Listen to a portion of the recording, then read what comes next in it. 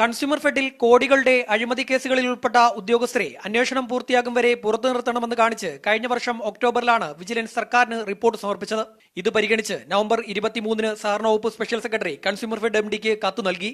Chief operating officer Pradeep കുമാറിനെ suspend ചെയ്യണമെന്നും മറ്റ് ചില ഉദ്യോഗസ്ഥരെ സ്ഥലം മാറ്റണമെന്നുമായിരുന്നു കത്തിന്റെ ഉള്ളടക്കം. എന്നാൽ അഴിമതി സംബന്ധിച്ച് നേരത്തെ വിജിലൻസിൽ മൊഴി നൽകാൻ ശ്രമിച്ച CP ശാന്ത എന്ന ജീവനക്കാരിക്കെതിരെ മാത്രമാണ് കൺസ്യൂമർ ഫെഡ് നടപടി സ്വീകരിച്ചത്.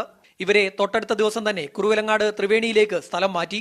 പ്രദീപ് കുമാറിനെതിരായ നടപടി വിശദീകരണത്തിൽ ഒതുക്കുകയും ചെയ്തു.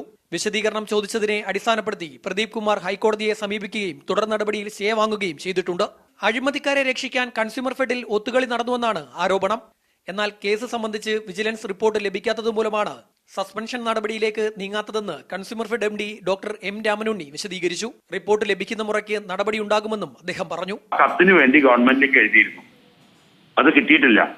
അതിനിടയിൽ അദ്ദേഹം പോയി കോടതിയിൽ നിന്ന് സ്റ്റേ ഓർഡർ വാങ്ങി. ഇതാണ് സംഭവിച്ചത്. കോടതിയുടെ ഉത്തരവ് നിലനിൽക്കുമ്പോൾ അദ്ദേഹത്തെ സസ്പെൻഡ് ചെയ്യാൻ കഴിയാത്തതാണ് വിഷയം. സഹകരണ വകുപ്പ് ആവശ്യപ്പെട്ടിട്ട് പോലും അഴിമതി കേസിൽ ഉൾപ്പെട്ടവർക്കെതിരെ കൺസ്യൂമർ ഫെഡിൽ നടപടിയുണ്ടാകുന്നില്ല.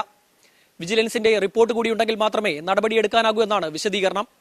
നേരത്തെ ഓപ്പറേഷൻ അന്നപൂർണ സംബന്ധിച്ചും സമാനമായ വിശദീകരണമായിരുന്നു കൺസ്യൂമർ ഫെഡ് നൽകിയത്. ക്യാമറ പേഴ്സൺ മനോജ് PL-നൊപ്പം ശ്യാമാർ ബാബു, മീഡിയ 1, കൊല്ലം.